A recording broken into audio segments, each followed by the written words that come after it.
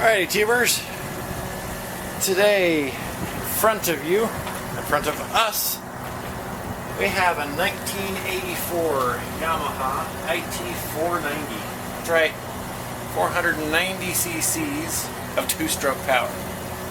This is the predecessor to the YZ. There was a YZ 490 back in the day. I don't remember what year those came out. They were shared within a year. They used the same engine, same block in the YZ, except they moved the exhaust port slightly, getting a higher horsepower range in the higher end of the rev. These guys are almost, it almost feels like four-stroke power. It's in the low end. You've got a lot more torque out of these IT490s than the YZ. Dare I say, it's more of a trail two-stroke. Anyways, what we've got today, we've got to get this thing running. Been quite some time since it's run last. Been probably going on 3 or 4 years. I don't believe I ran this thing out of fuel. I was actively running this thing, you know, as is. Yes, it's terrible looking. That's how I got it.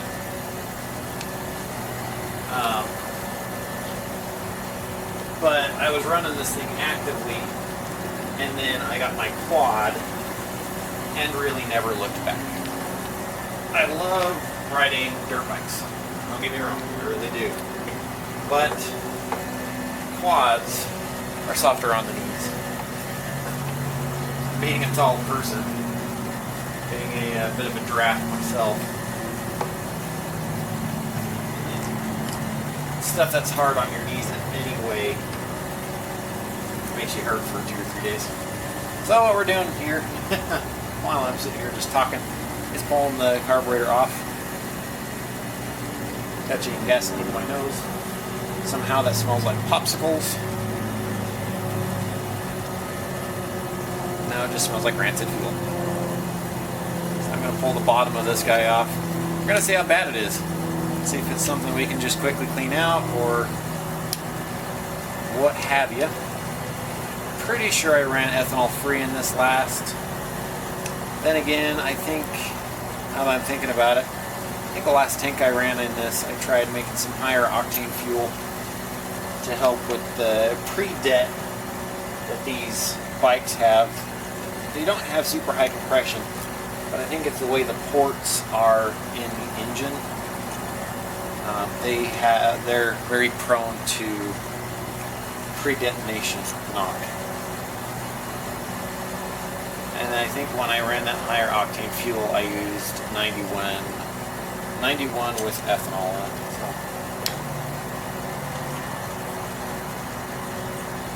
Ah, yeah, that's definitely ethanol fuel. It's got the green tint. Oof. I don't know why I smell stuff like that, but lovely, just lovely. All right, go ahead and grab some carb cleaner here. I think we've got a whole single can of carb cleaner, so let's make it last best we can. I'm going to be putting this thing up for sale soon. After I take it out and rip it a couple more times.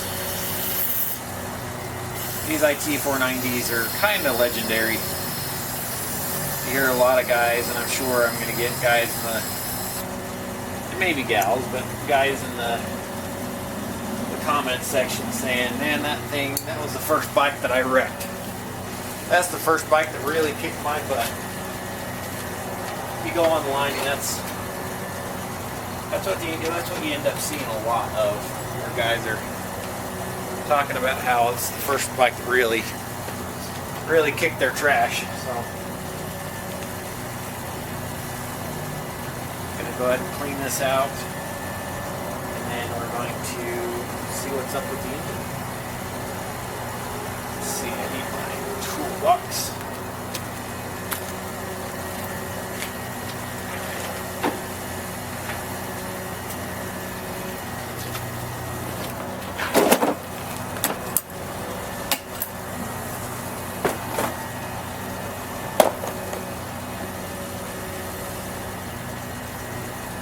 metric.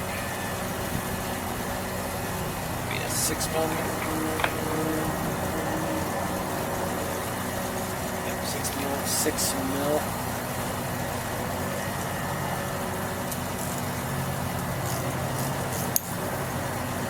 Yeah, give me just a second to clear it back.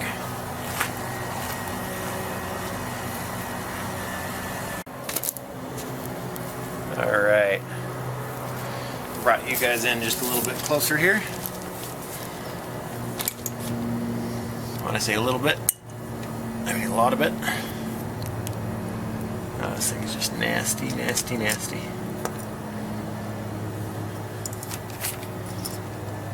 This is what happens when you kind of forget about a bike you're riding. It goes by the wayside. Start riding something else. What you should do is run the thing out of fuel. Run it out of fuel. Open up the bleeder on the bottom of the carburetor, which this one doesn't have one, but you just pull this guy out. Just get all the fuel out of the carburetor, and then it is good to sit for a good chunk of time. Don't have my needle nose here yet. Still moving tools over here. These guys will work. Just trying to get that pin out of there gently. You want to be really careful when you're removing these because these ears are quite fragile. I have broken them off in the past, and you decide you get to go buy a brand new carburetor. Brand new or used or whatever you can get your hands on. I'm just dropping everything that I pull out into the bottom of the carburetor that is currently filled with carburetor. Alright, I'm back. Oh, I've got something to sit my knees on.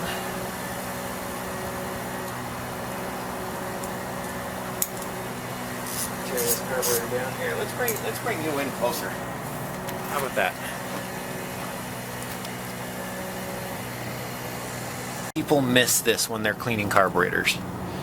This part here. On this carburetor, it's a complete set and it pushes through. This is your emulsifier tube. And most people don't know it's there and they don't clean it out. Yes, I know I need a bench to work on, but I don't currently have one.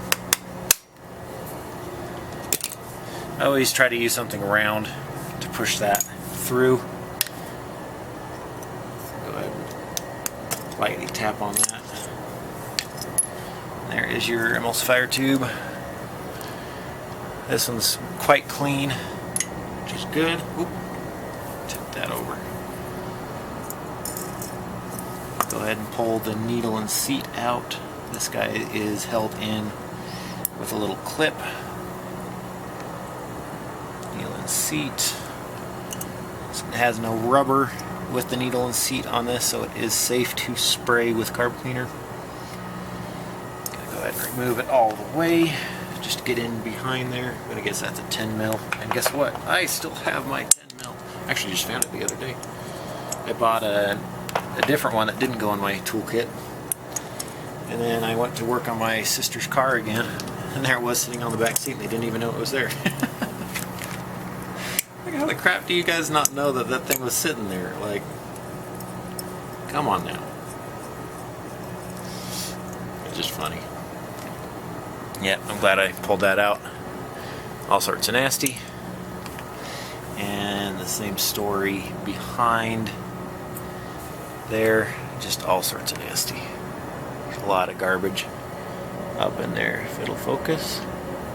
Yeah, you can see all the garbage in there. If you guys had smell-o-vision, if only. Go ahead and spray this out. Trying not to get any on the camera.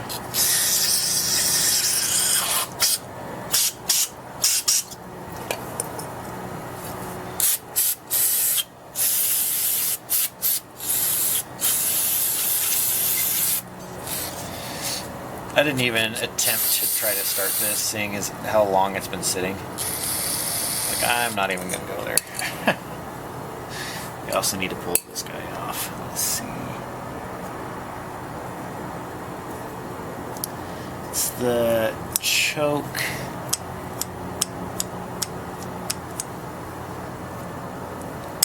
Don't want to pull it if I don't have to, but I think it would be a good idea. This is where the fuel is actually drawn up through for the choke. Let's see. Is that 11 mil? Nope, 12.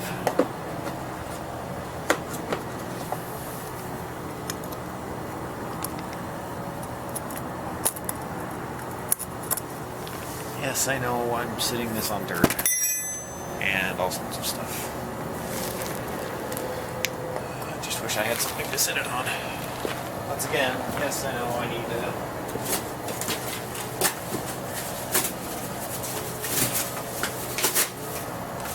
a bench of some sort. I was actually going to buy one the other day, but the seller didn't hold it for me. I was even offering to send them a Venmo, but no. There we go.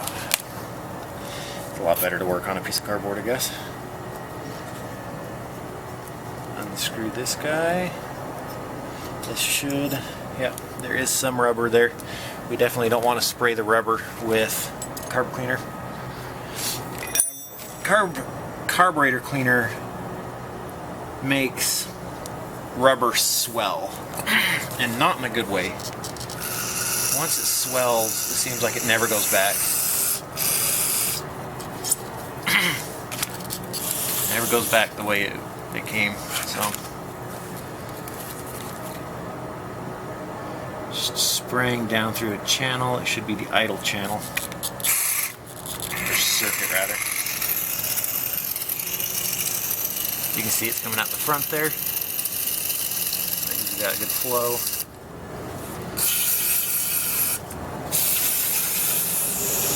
Just trying to clean up what's in the inside. Carburetor. This carburetor really doesn't have a ton of wear on it. You can see a little bit inside there. If you're having really tough time tuning a carburetor, I've done it in the past with older bikes that have been, possibly rebuilt once or twice, or they're just, tired. The bikes are starting to get tired. Older 70s bikes, in my cases at least, I found some of those carburetors were just so worn out that they wouldn't hold a tune because that slide would move around inside the carburetor and not. Every time you pulled the slide, it would kind of pull in a different way, and it wouldn't sit down, it wouldn't seal up correctly, and the bike just wouldn't idle correctly. It'd either idle really high or idle really low and shut off. You just couldn't, just untunable. Ended up replacing carburetors and completely fixing the issue.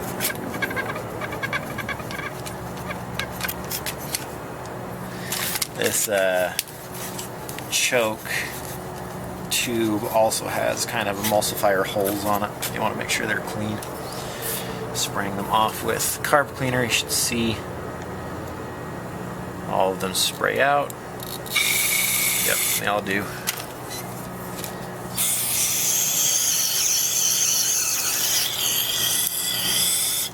The name of the game here is really just get it as clean as you can. Now, this is not a full rebuild. You can't call it a rebuild if you're not replacing parts. And like, there's guys that will do a full rebuild and they'll actually strip it down. They'll even like recoat the carburetor in a protectant type coat. All in all, this carburetor, yes, it is dirty, but it's not overly dirty. Unfortunately, there is an idle jet inside here. I don't have a screwdriver to get that idle jet out. We're going to see if we can pass some carb cleaner through it. I don't think any carb cleaner is passing through it.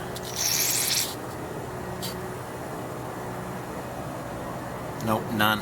We're gonna have to pull it up. Let me look around and see if I can find a screwdriver. Be back in a second.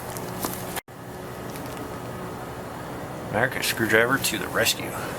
Let's tilt you up here a little bit.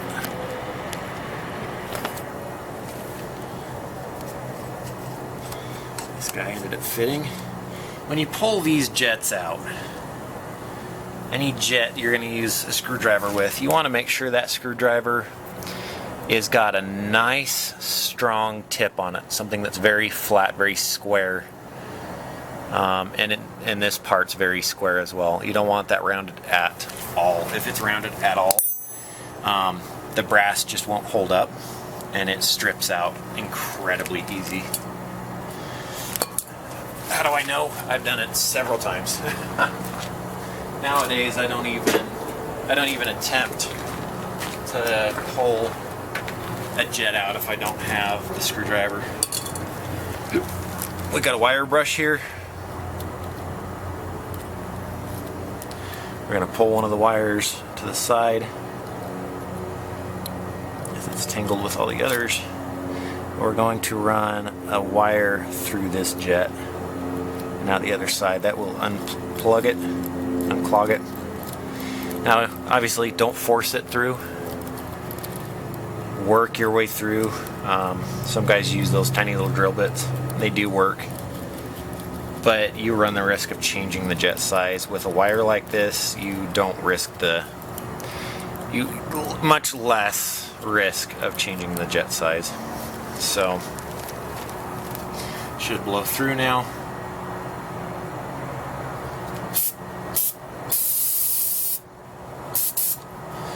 Alright, we're going to take a little bit of 4/0 steel wool, clean it off.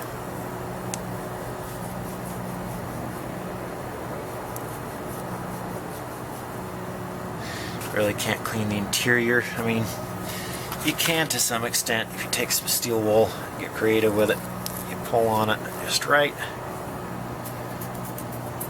twist it like you're twisting a wire. You can get the steel wool up inside there to help clean a little bit. That's about as good as you're going to get when you're just cleaning these out. This is just a carburetor cleaning, like I said before, not a rebuild. Don't go selling a motorcycle saying that you just freshly rebuilt the carburetor. It's not a rebuild. You can say you freshly cleaned the carburetor.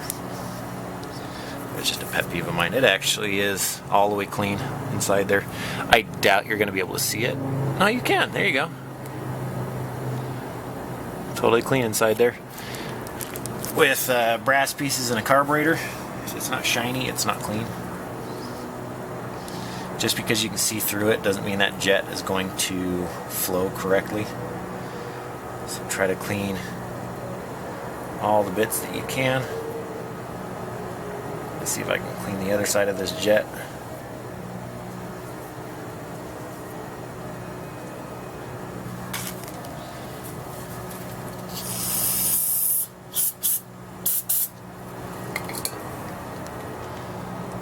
It's not bad. It's clean. Now let's see if this hole flows fuel. Definitely does. Coming out the bottom side.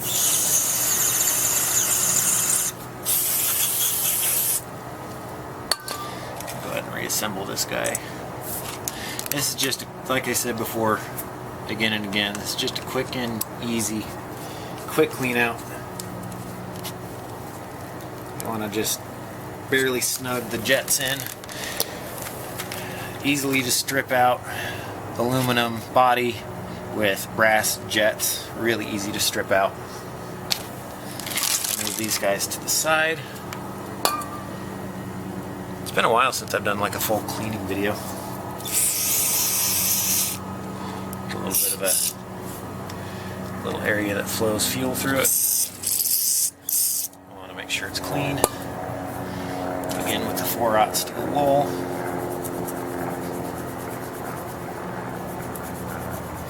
Stuff, I've been using this stuff for many years to clean carburetors. I would suggest not using really anything much more abrasive than 4-aught, meaning 4 zeros. The front of the package has 4 zeros highlighted. It's the good stuff. I guess clean enough for my liking. Go ahead and slide this guy back in. There's a pin that it lines up with right there. Right there. So we're going to go ahead and drop that guy in. Making sure to line it up with that pin and that channel. What I'm going to do while showing a camera.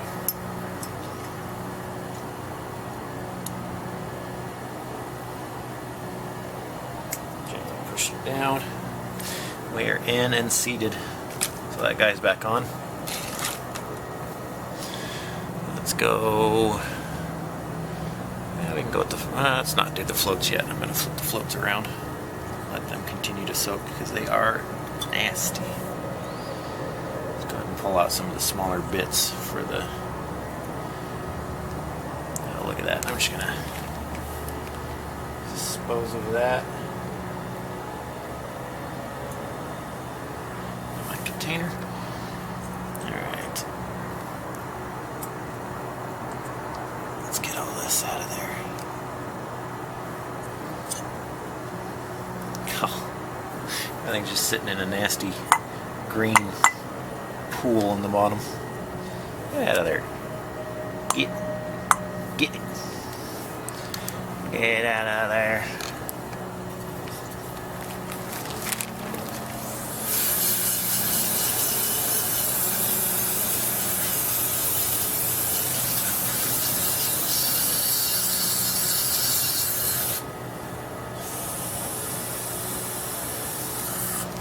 Getting better in there, much better.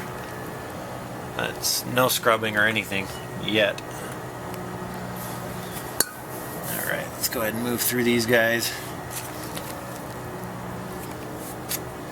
Do you guys like watching me clean carburetors?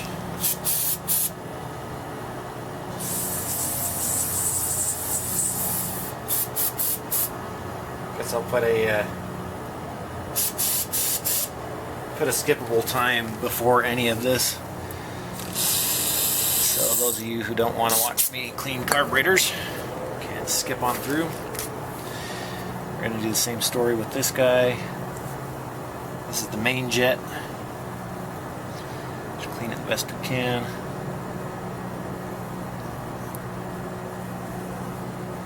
And yeah, it is a good idea to be wearing gloves while you're doing this. I'm not. As you can see, okay, that guy's cleaned out. Spray him out one last time. Got a nice flow. Let's go for the needle and seat next.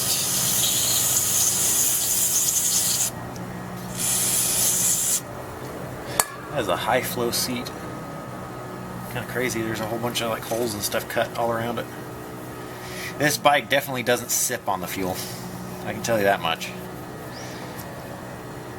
You go out with, I think it's a 5-gallon tank on it. It's a Clark tank, I guess. Looking at the bottom of it here. And I think it holds a full 5 gallons. And you go out with that and it'll last you,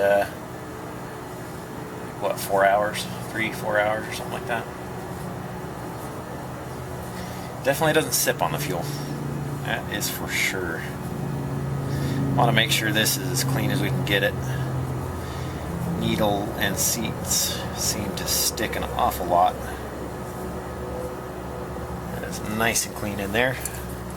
Contrasted by the nasty outside. Nice and clean on the inside. Interior. See if we can clean up that outside just a little bit. Put a little bit of carpet cleaner on the steel wool. You don't need a whole lot of steel wool. A pack of steel wool, as long as you don't lose it like I do all the time. A pack of steel wool, if you do carburetors all the time, will last you close to a year. You don't have to be wasteful. Waste not, want not. I have so many packs of steel wool floating around. to the store and buy another pack just the other day because I couldn't find any. That's what happens when you move. Can't find anything anymore. Go ahead and just spray this guy off. See if that'll clean it. Now we'll go ahead and you thought it was gold colored, didn't you? Nope.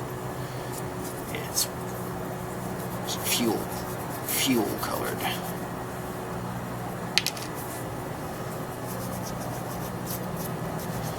You want to clean off as much as you possibly can because you don't want any of this stuff floating around, because once you start getting it running and stuff, this stuff will easily find its way right into your freshly cleaned jets.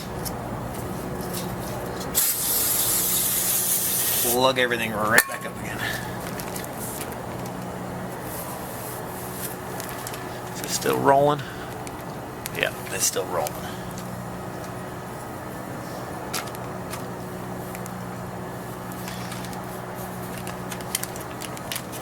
Alright.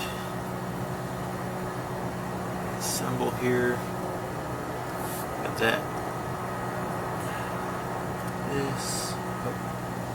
Goes the opposite way. Sorry about that there. Looks like my battery died. We're rolling again. Been checking it here and there. And I went to show you guys, make sure that little needle move, or that little spring inside there moves. Make sure that's freed, and then I noticed the camera wasn't rolling anymore. The battery died. It's been a while since I've used this camera. Hopefully it's good enough video quality for now until I can afford a nicer camera. I can use my phone. It is a pretty okay quality. But I think the video and audio on this is just ever so slightly better in a way. Even though it's not 4K, for some reason it just seems to put out a slightly better video. So.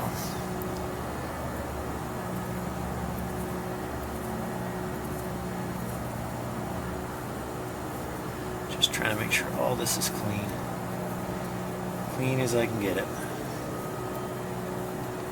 Don't want anything hanging up, anything stopping it from moving. All that gross fuel crap on my fingers.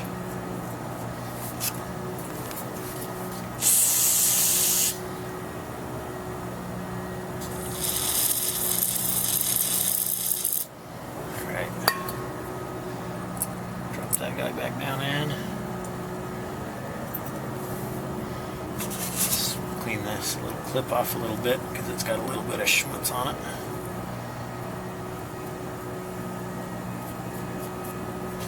Ah!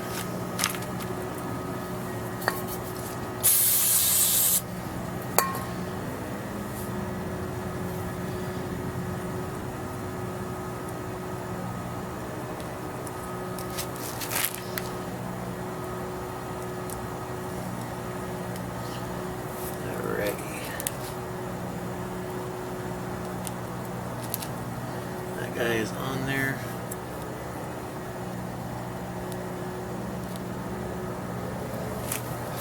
The needle is not sticking at all. That's what we're looking for. Now this isn't going to be absolutely 100% perfect clean. It's just not going to. You're going to get it as clean as you possibly can get it. Like I've said 1,000 times, you guys are probably getting tired of it. Just want to knock all the loose stuff off. Clean out all the little crevices. Those floats are disgusting. In fact, I should spray them down again.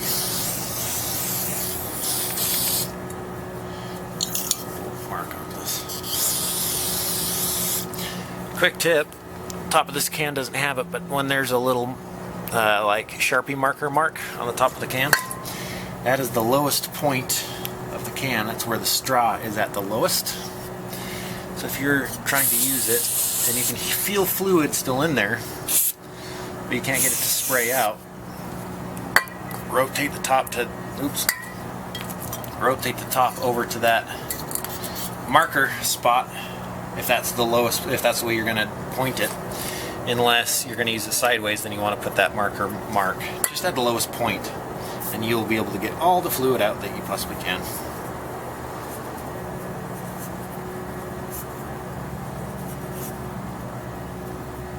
Just a little quick tip for you as you watch me clean a carburetor.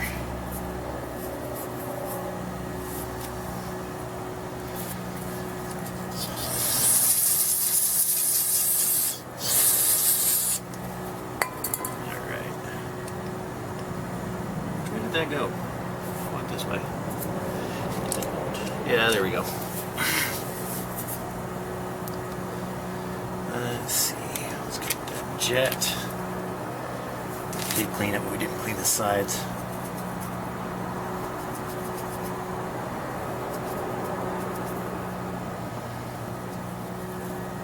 Instead of paying a shop to have this done, do it yourself. Save a lot of money. Go to Walmart, get some Super Tech carb cleaner. Wherever you want to get it. Just don't get the value craft or whatever from AutoZone. That is more of a solvent and less of a carb cleaner. I mean, this stuff is solvent, but that stuff acts completely different. It does not clean the same at all. Their other stuff, the AutoZone brand, not the Value Craft brand, but the AutoZone brand stuff works okay. Gum Out works good. The Super Tech works great. Super Tech's dirt cheap. That's what I've always used.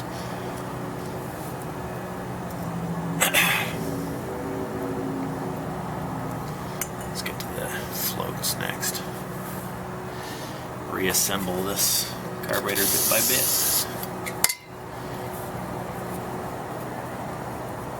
Float needle. Again, you don't want it to hang up at all, so you want to clean it off. This will be the first time I've started this bike in 3+ years.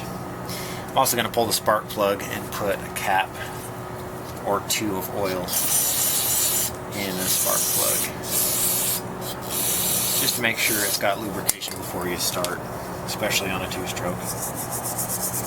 4-stroke, you can just crank over for a little bit, making sure you get oil throughout everything before you really start. After an engine of any sort sits for a long time, unless it's a lawnmower or something like that. I mean, you can still pull it over a bunch of times before you start if you're really crazy about lubrication. But they're just splash lubricated, and they really don't lubricate unless the engine's running. Letting your splash lubricated engines idle too low for a long period of time can actually damage them as well. Who of you remember the low idle contests I used to hold when I years and years and years ago? Anybody here that's one of those old subscribers? I'm sure, I mean, some of you guys, there's that new fast forward feature. You guys are just fast forwarding past all this, but I say new, it's been out for years. At least, what, 2-3 years now or something like that? I don't know.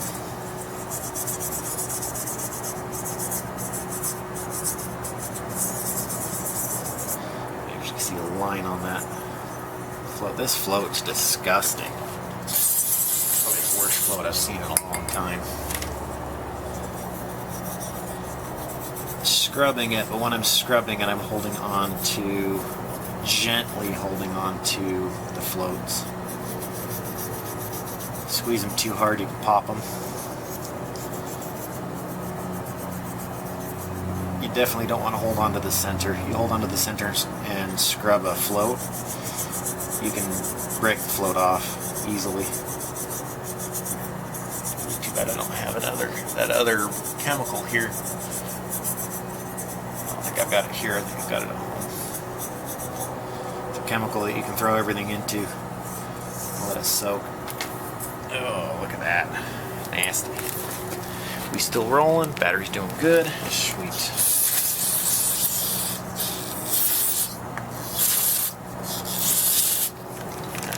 I think I'm gonna change that out. I'm gonna get a new piece instead of sitting here rinsing it out with carb cleaner that I'm running out of. Oh, need to get up.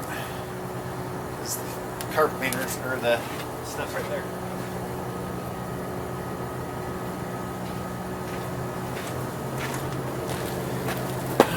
Fun part is, and I think the very bottom of the tank looks close to the same as this, but I really can't do anything about that right now. Where's the bottom of the can? I wish they'd standardize that little mark on the cans. You'd be surprised at how many people don't know that trick. I ended up just kind of figuring it out and then sharing it with like everybody in my shop that I work in. And no one knew it. No one knew the trick.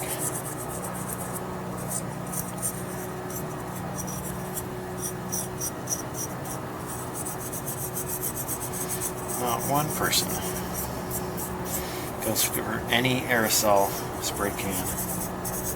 It's got a mark, doesn't matter what color it is. That's the bottom of the can. There's really not much more cleaning I can do. I'm noticing also that this floats a little bit. Don't want to change it too much.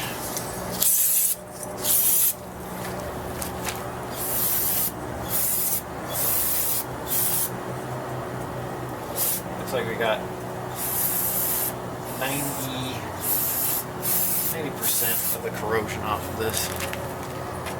I am happy with where it's at. I'm going to leave it alone before I scrub it more and break it. Like I said, I've done it in the past, so.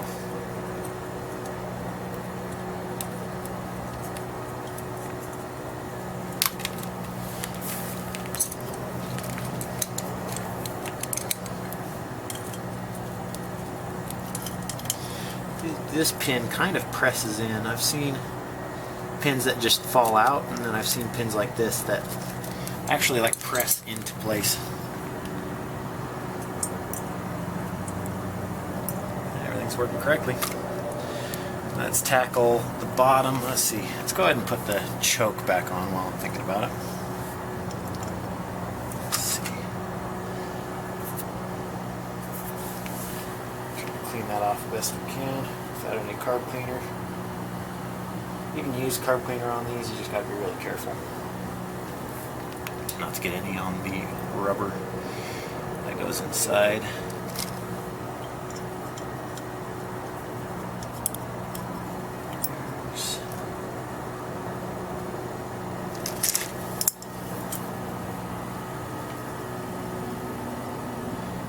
One second here.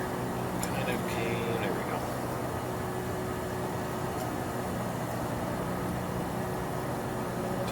Down a little bit. There we go.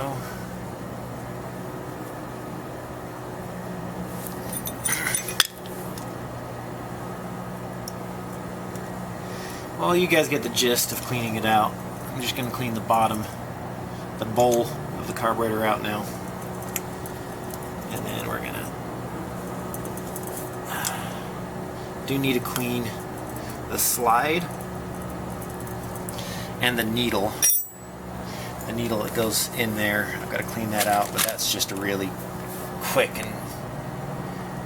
little clean out. You just take a little bit of steel wool, put some carb cleaner on it, and clean the needle off, clean the slide off, and then we're going to reassemble here. So next part you're going to see is everything put back together.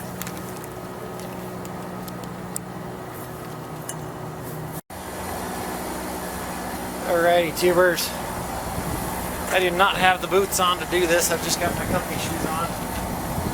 Let's go ahead and try to start this thing up. Hopefully it doesn't kick back too hard.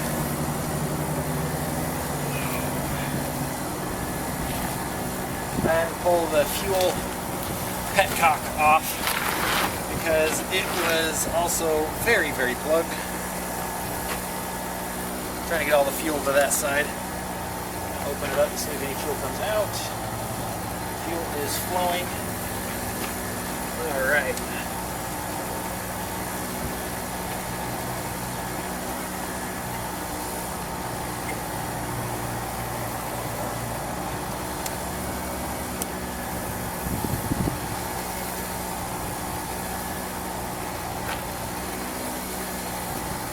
Turn the fuel back on. Gonna turn the choke on. Let that float both fuel up. Make sure it's not going to overflow. The overflow does work. I made sure it did. See if she starts.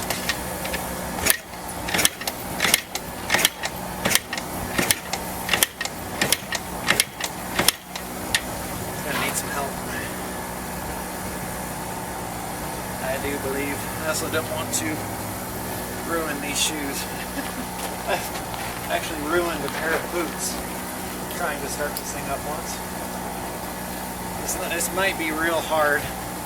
I did put a good amount of oil into the bike.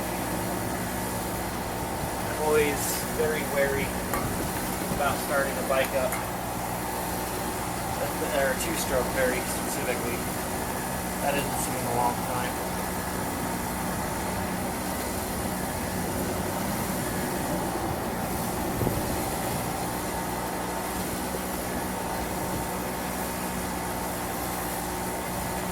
Put a little bit of two-stroke fuel.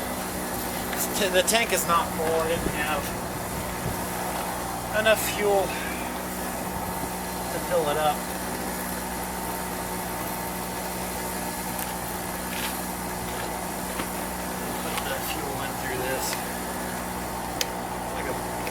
Box. I don't remember what they're called.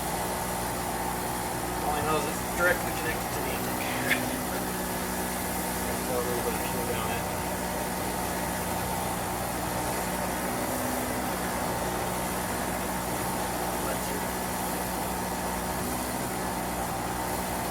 Yeah, this bottle hooks up post, not pre-carburetor, post-carburetor. I think it's supposed to help balance this out or something. A little more power, I don't remember.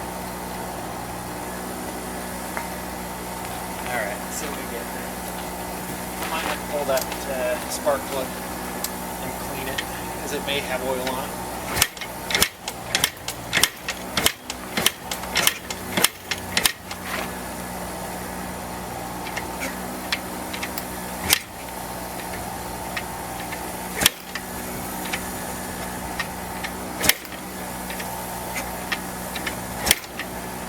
Yeah, let's go and pull that plug. Pull the plug and check real quick. I keep tricking myself. Thinking, oh, I can smell the two-stroke exhaust. It must be trying. And then I remember I have the two-stroke generator running over there. It also wouldn't hurt to check, make sure it's got spark. I have to check that yet. All I can say is when we do get this thing to start, it's going to smoke. This bike used to have the tool that you needed to remove this in the rear pouch. On one of my rides, I lost both of my extra plugs and the plug remover. Really suck. Haven't been able to really find one since. The one that works well.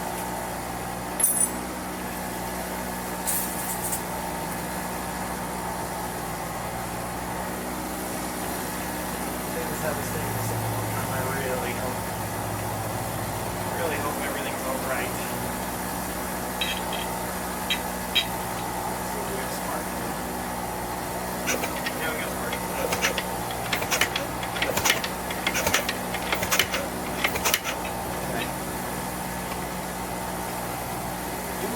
the spark.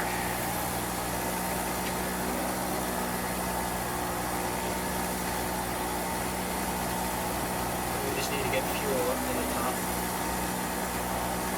I also know that the compression is a little on the low side.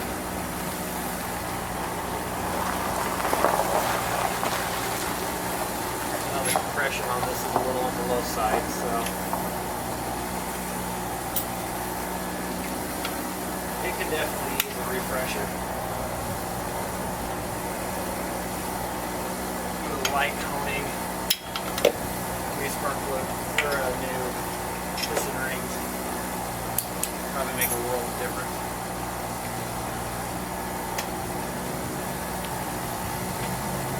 Should have put a little bit of fuel in there while I had it open. Oh.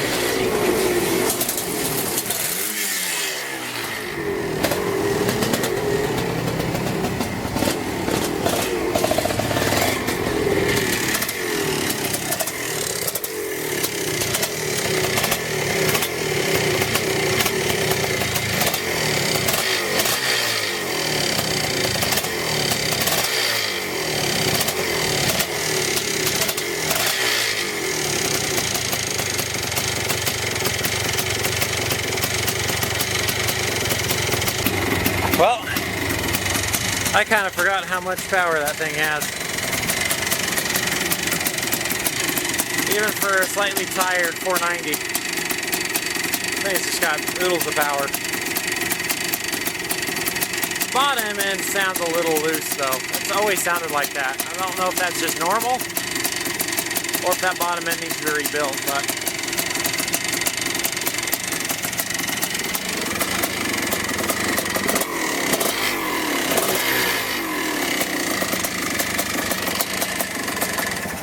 look at that, the kill switch even works. I don't know if you can hear me, but that bottom end sounds a little loose to me.